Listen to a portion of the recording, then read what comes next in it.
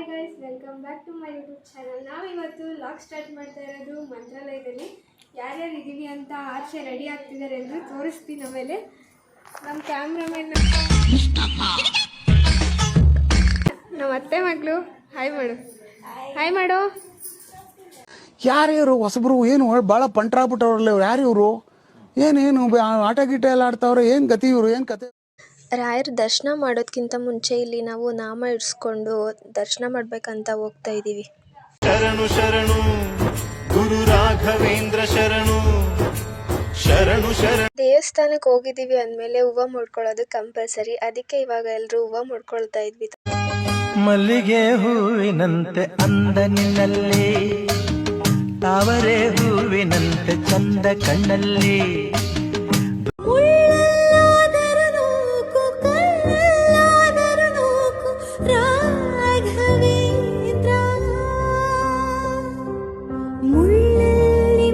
ನಾವು ಹೋಗಿದ್ದು ಏಕಾದಶಿ ದಿನ, ಆದ್ದರಿಂದ ತುಂಬ ಜನ ಇದ್ದರು.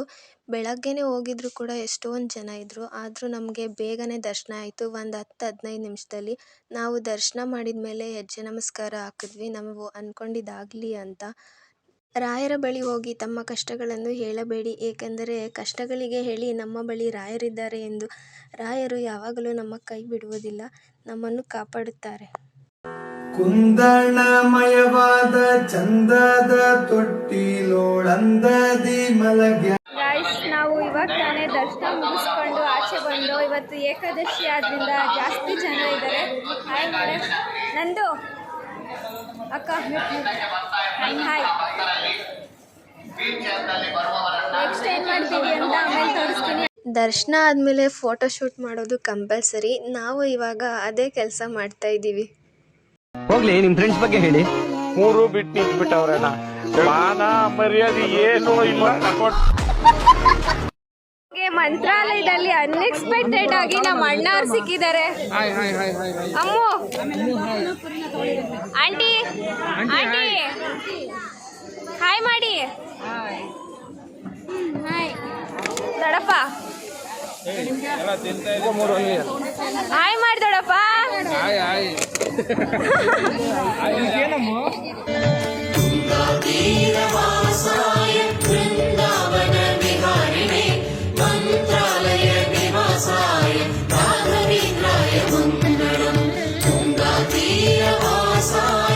ನಾವಿವಾಗ ಇಲ್ಲೇ ಹತ್ರದಲ್ಲಿರೋ ಬೇರೆ ದೇವಸ್ಥಾನಗಳನ್ನ ನೋಡೋಕ್ಕಂತ ಹೋಗ್ತಾ ಇದ್ದೀವಿ. ಮುಂದೆ ತೋರಿಸ್ತೀನಿ ಏನೇನು ಮಾಡ್ತೀವಿ ಅಂತ. ತುಂಗಭದ್ರಾ ನದಿ ಮೇಲೆ ಒಂದು ಬ್ರಿಡ್ಜ್ ಇದೆ, ಅದು ನೋಡೋಕೆ ಮಾತ್ರ ತುಂಬ ಚೆನ್ನಾಗಿದೆ. ಇದನ್ನ ನೋಡಿ ನಾವು ಕೂಡ ಇಲ್ಲಿ ಫೋಟೋಸ್ ತಗೊಳ್ಳೋಣ ಅಂತ ನಿಲ್ಸಿದ್ವಿ. ಇವ ಯಾರೇ? ಅವನು ಯಾರ್ಯಾರು ಬರ್ತಾರೋ ಮರೆ ಈ ಮನ್ಯಾಗ?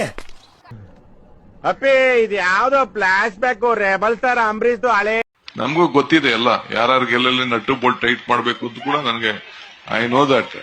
ಬಟ್ ನಾನೇನಯ್ಯ ತಪ್ಪು ಮಾಡ್ದೆ? ನಾನು ಎಲ್ಲಿ ತಪ್ಪು ಮಾಡ್ದೆ? ಇವಾಗ ಪಂಚಮುಖಿ ಆಂಜನೇಯ ದೇವಸ್ಥಾನಕ್ಕೆ ಬಂದಿದ್ದೀವಿ.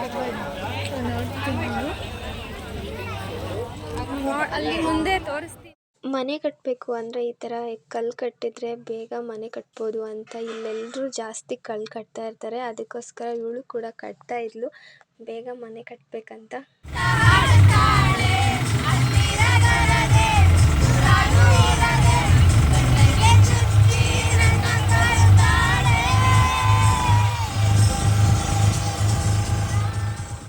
ಇನ್ನೂ ಬೇರೆ ಬೇರೆ ದೇವಸ್ಥಾನಕ್ಕೆಲ್ಲ ಹೋಗಿದ್ವಿ, ಅದೆಲ್ಲ ವಿಡಿಯೋ ಕ್ಯಾಪ್ಚರ್ ಮಾಡಿಲ್ಲ. ಬಟ್ ಚೆನ್ನಾಗಿ ಎಂಜಾಯ್ ಮಾಡಿದ್ವಿ ನಾವೆಲ್ಲರೂ.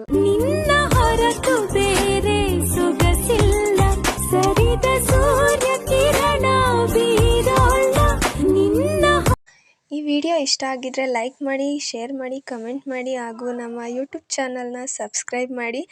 ಮುಂದೆ ಇದೇ ಥರ ವಿಡಿಯೋಸ್ ಹಾಕ್ತಾ ಇರ್ತೀನಿ, ಸಪೋರ್ಟ್ ಮಾಡಿ ಗಾಯ್ಸ್.